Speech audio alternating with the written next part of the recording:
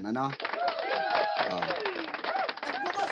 Siyempre, meron ding mga ano, dito po sa usapin, no? Usapin ng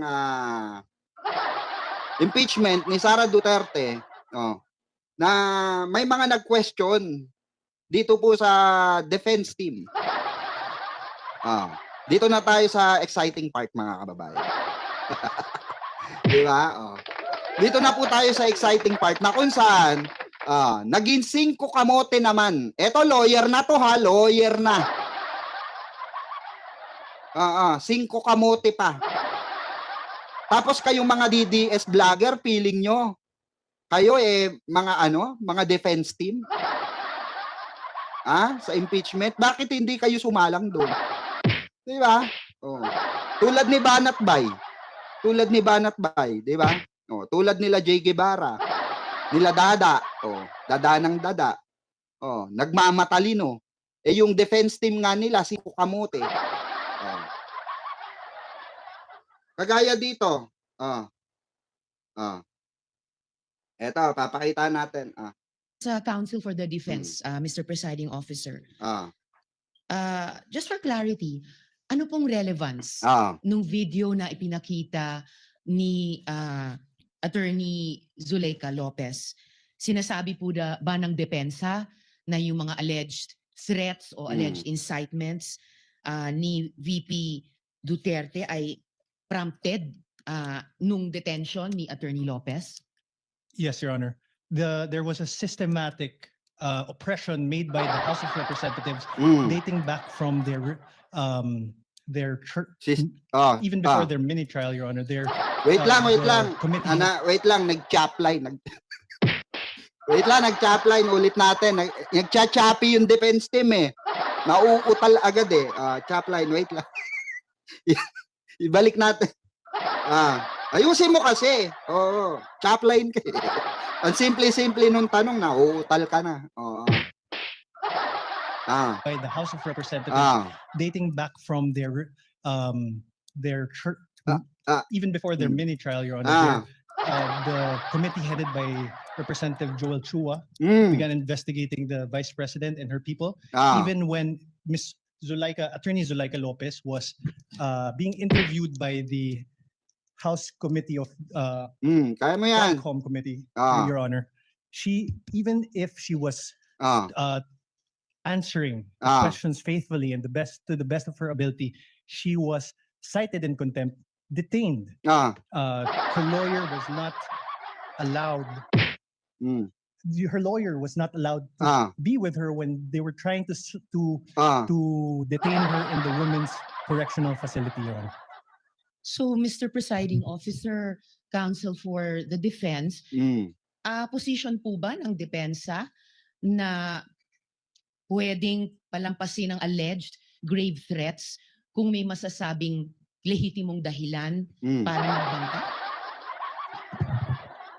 Naku. Your Honor, that is not the point. No.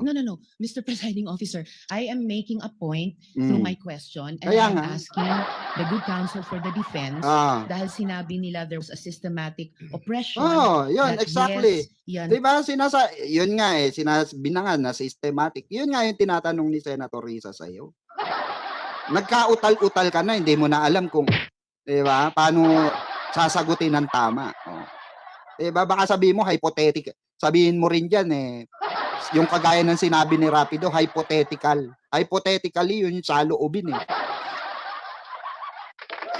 Tayo talaga.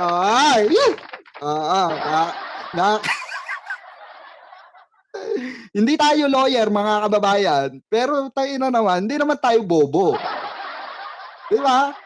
Hindi tayo lawyer. Basically, hindi tayo lawyer. Reactor po tayo, political analyst po tayo, political reactionist po tayo, issue by issue tinatalakay natin, nagbibigay tayo ng saloobin. Hindi po tayo vlogger, hindi po tayo lawyer, vlogger po tayo, okay? Pero hindi tayo bobo. Marunong tayo umintindi ng simpleng arithmetic, okay? Ang linaw-linaw ng question, okay, ni Senator Risa. Ulitin natin. through my question, and I am asking the good counsel for the defense, dahil sinabi nila there was a systematic oppression, that yes, Tama. yan po ang nag-prompt nung alleged grave threats and alleged incitements ng Vice President na prompt po ng detention ni Attorney Lopez na kanyang inilarawan sa nakitang video kanina. Kaya tinatanong ko kung yan ba ang posisyon ng depensa na pwedeng okay lang or pwedeng tanggapin ang grave threats kung may masasabing lehitimong dahilan para magbanta. Yes, Your Honor. Before counsel Yes, Mr. Presiding responded answers, although he already answered in the affirmative. No, Your Honor. I was just referring to before. We'd like to remind the senator judges to be cautious in making counsels for either party make conclusions of law and fact instead of presenting evidence through a witness they will present or through direct, cross, redirect, or recross. Because if he answers Senator Judge Ontiveros, that would effectively place on record a conclusion of fact and law drawn from a witness, which they can very well do so during their closing remarks. And when I allow him to speak by way of repartee to the peroration yesterday and discussion yesterday by counsel for the prosecution. But other than that, as agreed with some of the senator judges, we would try to limit the answer of the counsels for the parties. With your indulgence, Senator Judge Ontiveros, please. I submit, Mr. Presiding Thank you, Officer, may I just in closing make of record that I also appreciated and also submitted to the ruling of the presiding officer yesterday because I appreciated that it partook of the history of impeachment proceedings in this court. Pinag-aralan ko rin po ng maigi ang mga nakaraang mga impeachment trials at di hamak na pati noon naging liberal ang pagpapahintulot nila sa mga katanungan ng mga senator judges para lang mas malinagan ang iba't ibang punto. So I again thank the good presiding officer and again reiterate my submission to his ruling and thank the good counsel for the defense for his response. We thank Senator Ontiveros for indulgence and understanding. Senator Villanueva. And thereafter, Senate President Gatchalian. Diba? Walang malinaw na sagot ang defense team regarding doon. Hindi kasi malinaw naman eh. Hindi mo pwedeng sabihin na ano lang yan eh. Grave threat lang yan eh. Or grave threats lang yan. Hindi pwede yun. Diba? Hindi naman siya impeachable eh kasi wala naman nangyari. Hindi pa siya nangyayari. Diba tanga lang? Alam niyo yan yung mga ganong klase ng logic. Hindi ko maintindihan. Tayo nga di ba? Pag pinagbantaan tayo, pinapablatter na natin. Na no matter what happen, na may mangyari sa atin. Di ba?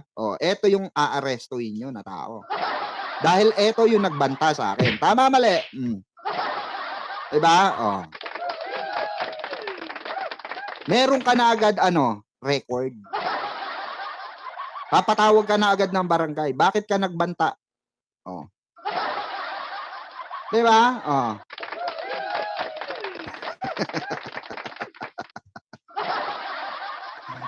Diba, real talk na, bakit?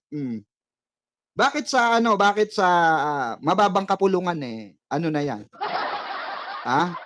May offense ka na agad. Di ba? What more pa sa mataas na kapulungan? Lalo-lalo na vice-presidente ka, makikipag-negotiate ka sa isang killer. Hindi, I mean, hypothetically, is that correct? Is that, so parang tinuturo nyo rito, okay lang negotiate ka sa kriminal. Sa isang hire killer. Okay lang yun, walang offense yun. Para yun yung tinuturo kasi ng mga defense team ni Sara Duterte. At yun yung pinupunto ni Senator Risa Ontiveros. Na sinabi ng defense team, hindi naman ganun daw yun. Paano hindi naging ganun? Yun nga yun sinasabi nyo. While hindi siya impeachment offense. Diba? Yun yung walang grounds. Diba? Dahil bakit hindi pa siya nangyari. Ang point of view nga rito ng prosecutors, 'di ba? Ng mga nagsasabi na hindi nga pwedeng ganun. Dahil bakit? Ikaw ay vice presidente tapos nakikipag-negotiate ka sa isang mamamatay tao. Hypothetically, is that right, Rapido? Hindi, hypothetically, is that right, Your Honor? So kung ganun pala at wala siyang offense, di ba ganun na rin tayo? Tama, mali? Hindi, tama, mali? Di ba ganun na rin tayo dito pala sa sa social media? Kung ganun rin lang, pwede natin sabihin na, pag namatay ako, may hinar na po ako, mga kababayan, na patayin si Sara Duterte pag ako ay namatay. So, pwede na yon. Hypothetically, pwede na yon dahil yun nasa loobin ko. Tama ba? Make sense? Kasi kung ganun ang idadahilan natin, 'di ba? Hindi na kailangan ng batas na 'yan. 'Di ba? Lahat tayo pwede tayo makipag-negotiate saan po? Sa mga hired killer, 'di ba? Pwede na, allowed na. 'Di ba? 'Di ba? Tapos babanatan niyo na lang kami. Hindi, simpleng logic lang eh. Anak ng putang logic 'yan, yun na nga yung logic eh. 'Di ba? Yun na nga yung logic eh. Yun na nga yung sinasabi eh. 'Di ba? Na meron siyang criminal offense. Dahil ikaw ay pangalawa na mataas na posisyon sa gobyerno. Na basically dapat hindi ka nakikipag-negotiate sa kahit na kaninong terrorist or sumasama sa mga organisasyon ng terorismo. At ano pa, ng mga criminals. Hindi ka nagbi-build ng mga death squad. Kagaya ng tatay mo, 'di ba? Hindi ganoon. Dahil bakit? You have the big reputation, para magsilbi at maging halimbawa, maging magandang halimbawa sa mga susunod na uupo sa pwesto na kinauupuan mo ngayon. Ngayon. Di ba? Kung sasabihin mo pwede yun, pangtanga yun. Tayo na po ang nagsasabi dito, hindi po pwede yun. Dahil puta kung pwede yun, diba? Lahat na magiging vice presidente at presidente, pwedeng sabihin in publicly yun. Diba? Na nakikipag-negotiate sila saan? Sa hard killer. Hard killer. Diba? Puta, naging Bisaya na. Naging killer. Diba? Tama ba mga kababayan? Logic ba labanan? Logic pala labanan eh. Titinamaan kayo sa logic namin. Hindi alabi ni Ma'am Jane Pilia. Ayan, shoutout po ayan. Vinny Rhodes. Ayan, shoutout pala kay Benji Aguilo. Ayan.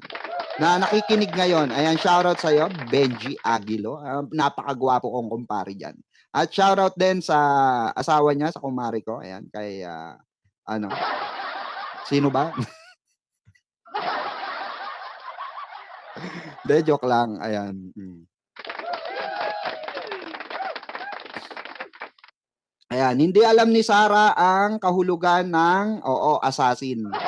At yung kinausap niyang tao para patayin ang first family, bobo kasi si Lustay. Saan kayang school yan o nag-aral na di alam ang kahulugan ng assassin? Ayan. Ayun na, shoutout sa kumari ko rin, kay MJ. Ayan. Ayan, tama. Jane Pilia.